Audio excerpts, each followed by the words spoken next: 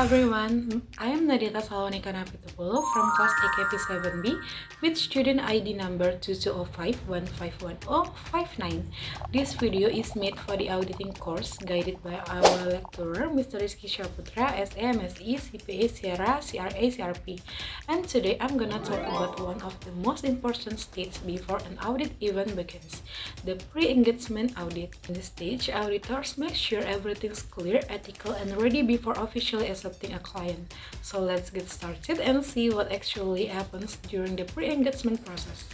In this presentation, we are going to discuss Auditing Standard 210, Agreement on the Terms of Audit Engagement, and the pre-engagement stage in accepting an audit engagement. These topics are really important because they explain how auditors set clear agreement with client and make sure everything is ready before the audit officially begins. The first topic we are going to discuss is Auditing Standard 210, Agreement on the Terms of Audit Engagement. Specifically, Standard 210 focuses on how auditors and clients reach a clear understanding about the term of the audit engagement before the audit starts.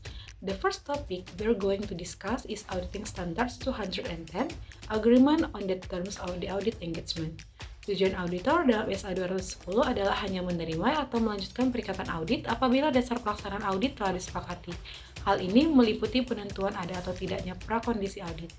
Dalam SA 210, prakondisi audit mencakup dua aspek, yaitu yang pertama, menentukan apakah kerangka pelaporan keuangan yang akan diterapkan dalam penyusunan laporan keuangan dapat diterima, dan yang kedua, memperoleh persetujuan manajemen yang menyatakan bahwa mereka memahami dan mengakui tanggung jawabnya. Audit berulang. Auditor tidak selalu perlu mengirimkan surat perikatan audit baru setiap periode, namun ada kondisi tertentu yang mengharuskan revisi atau pengingat kepada klien, yaitu yang pertama, adanya indikasi salah pemahaman entitas mengenai tujuan dan ruang lingkup audit, dua, revisi atau penambahan ketentuan khusus dalam perikatan audit, 3, pergantian manajemen senior, 4, perubahan kepemilikan yang signifikan, 5, perubahan besar dalam sifat atau ukuran bisnis klien, 6, perubahan ketentuan hukum, 7, perubahan kerangka pelaporan keuangan yang digunakan, dan 8, perubahan ketentuan pelaporan lainnya. Selanjutnya adalah penerimaan perubahan dalam ketentuan perikatan audit. The auditor should not agree to change in the terms of the audit engagement unless there are compelling reasons.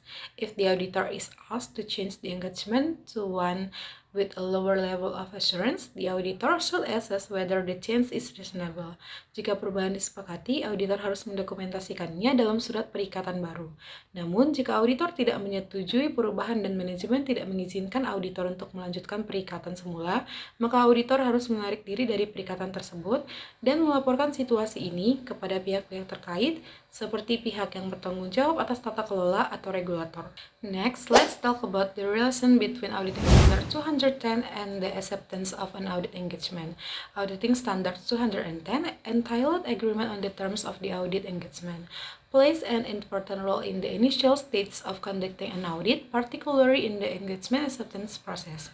Acceptance of audit engagement is the initial stage before auditors conduct audits, in which auditors decide to accept or refuse to audit an entity's financial statements.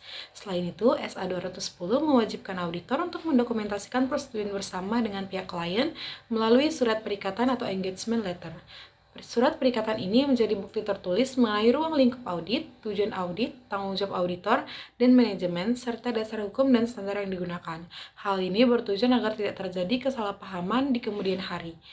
Penilaian risiko dilakukan pada dua tingkat, yaitu yang pertama, tingkat laporan keuangan merupakan risiko yang mempengaruhi laporan keuangan secara keseluruhan, misalnya akibat lemahnya integritas manajemen, pengawasan yang tidak memadai, atau kondisi eksternal seperti krisis ekonomi.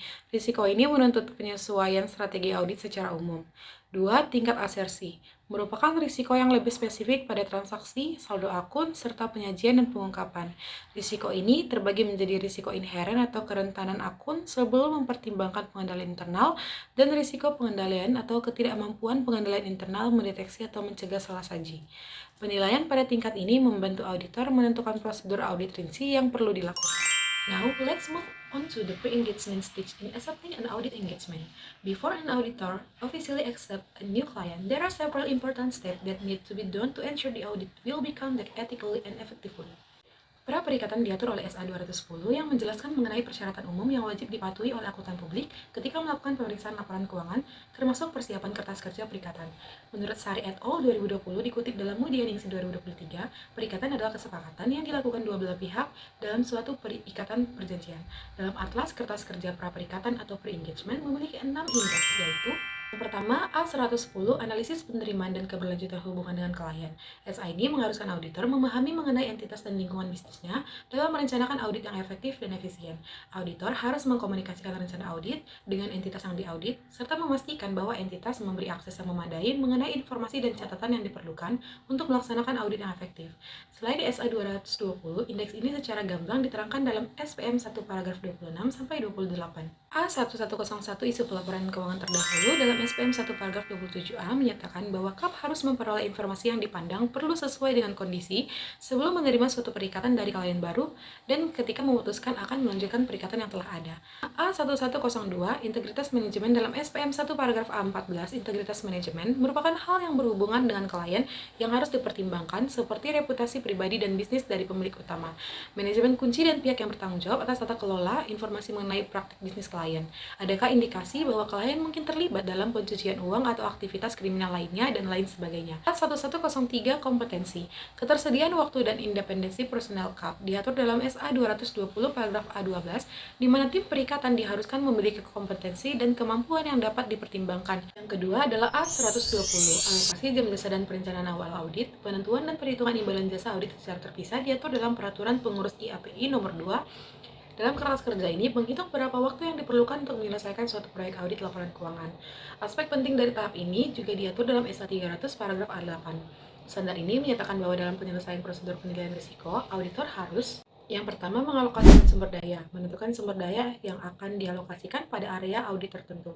Yang kedua, menetapkan jumlah sumber daya, menentukan jumlah sumber daya yang dapat dialokasikan. Yang ketiga, menentukan waktu pelaksanaan, menetapkan waktu pelaksanaan audit, mengelola sumber daya, menjelaskan bagaimana sumber daya tersebut akan dikelola selama audit. Yang ketiga, 130, surat perikatan audit. Surat perikatan didokumentasikan dan diarsipkan sesuai dengan kebijakan prosedur oleh tim perikatan. Surat perikatan audit sangat penting karena berfungsi sebagai dasar kesepahaman yang jelas untuk menghindari salah paham antara kedua belah pihak. Secara praktis, surat ini meminimalkan perbedaan interpretasi dengan mendokumentasikan persyaratan dan ruang lingkup audit yang telah disepakati. Meskipun bentuk dan isinya dapat bervariasi, surat perikatan audit umumnya memuat beberapa elemen penting, diantaranya 1.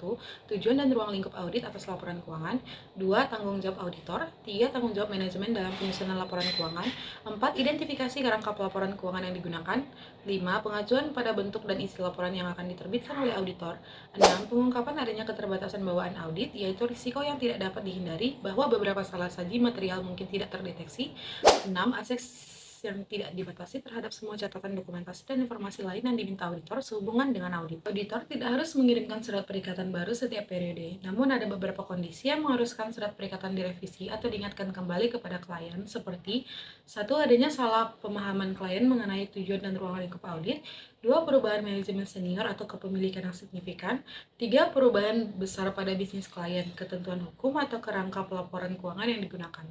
Selanjutnya adalah A140 Surat Tugas Audit.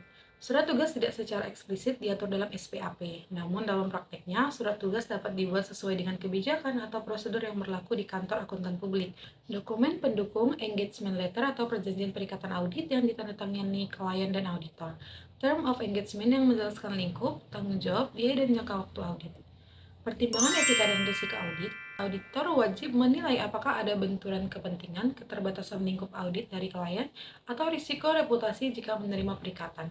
Studi kasus Enron Arthur Andersen, di mana lemahnya engagement letter dan konflik kepentingan membuat auditor kehilangan objektivitas, berujung pada runtuhnya firma audit. Kelima, A150 Pernyataan Independensi Auditor artikel dari Journal of Business Ethics oleh Gendron et al. 2020 membahas secara mendalam isu-isu etika dan independensi dalam profesi akuntan.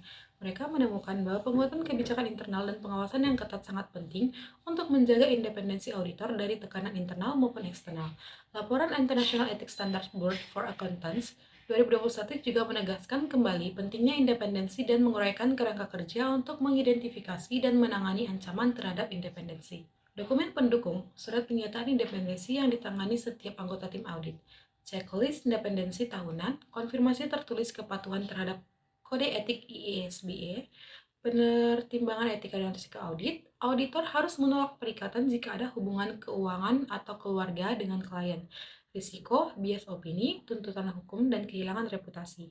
Studi kasus KPMG di Afrika Selatan 2017, auditor gagal menjaga independensi karena terlalu dekat dengan keluarga Gupta, yang menyebabkan skandal reputasi besar. Yang keenam, A160, komunikasi antara anggota tim perikatan. Berdasarkan SPM 1 paragraf 24, KAP harus memperoleh konfirmasi tertulis yang dapat berbentuk kertas ataupun elektronik mengenai kepatuhan kebijakan dan prosedur independensi dari personel KAP. Kemudian, SA 220 paragraf 9 mengharuskan rekan perikatan tetap waspada atas ketidakpatuhan anggota tim perikatan terhadap ketentuan etika yang relevan. Komunikasi yang baik memastikan setiap anggota tim memahami peran tanggung jawab dan potensi risiko yang ada. Journal of Practice and Theory 2021 juga menemukan bahwa tim dengan tingkat komunikasi yang tinggi cenderung lebih efektif dalam mendeteksi salah saji material dan bekerja sama untuk mengatasi masalah yang kompleks. Dokumen pendukung, Minutes of Meeting atau notulen rapat meet.